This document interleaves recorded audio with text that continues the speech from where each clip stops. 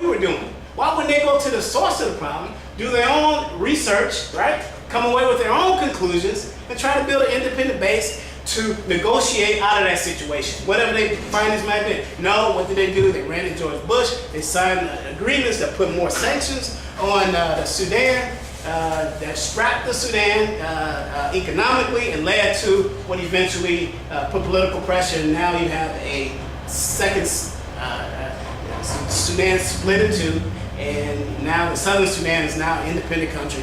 Barack Obama saw that through. Why did Barack Obama see that through? Because again, he's connected to who? The Clinton legacy, Secretary of State, Hillary Clinton. It was President Clinton who launched this lie in the first place. It was Colin Powell who fed into it. What I'm trying to tell you is that there's no difference between a Democrat and a Republican.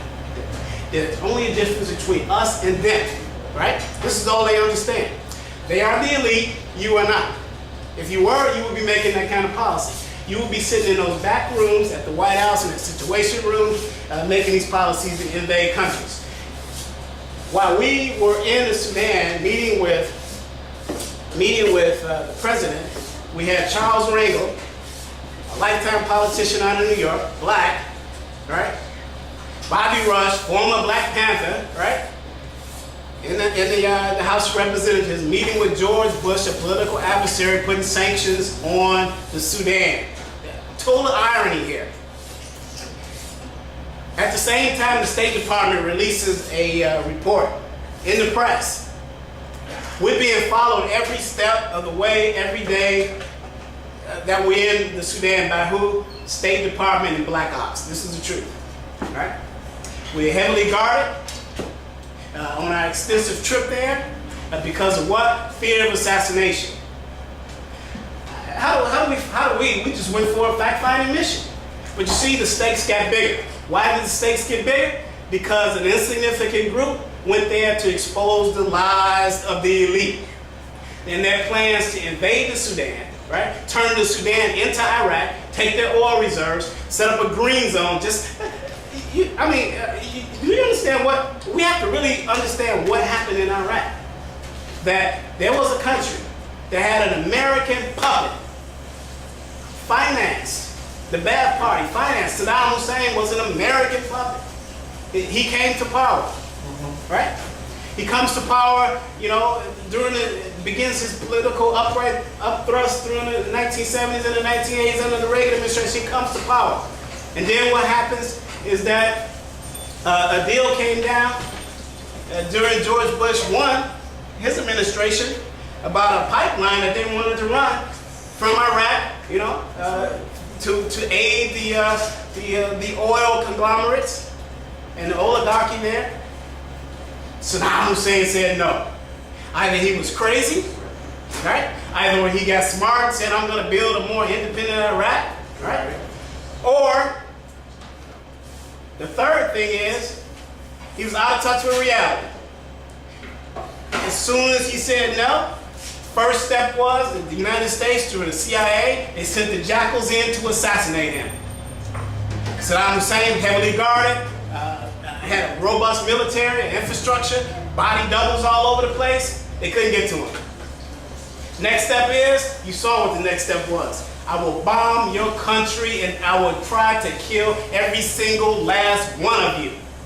And exactly what happened under George Bush 1 and happened during the Clinton administration when he, after the war, the first Gulf War, when he choked the life out of the Iraqi people vis-a-vis sanctions, which is again an act of war, right? Madeleine Albright makes the famous statement during the mid-90s when she's asked, is it worth 1 million lives, these sanctions? Is it worth 1 million Iraqi lives and children's lives and old women and men's lives? She said, pretty much, yeah, it is worth that because the stakes are high for these people. And what the stakes are, who would control the resources on our planet, all right? So, here comes the Darfur 23. We politicized that as I stood on the banks of the Nile River on day 1 of that trip. And we came back, haunted by the State Department. They put out a press release that those 23 Americans who are in the Sudan would not only not do business over there with the Sudanese government, right? But in other words, be careful on your way back. I'd like to report to you that out of the 23 members of the Darfur 23, half of us in 2008, 1 year after, were audited by the IRS. This is an intimidation tactic, right? On our re-entry into the United States, U.S. Customs pulled 90% of us into 3- and 4-hour interrogations. One individual was taken off the plane before the plane was before anybody got off the plane. They came on the plane and got him. I have traveled since 2007 to Africa and the Middle East, approximately 8 times.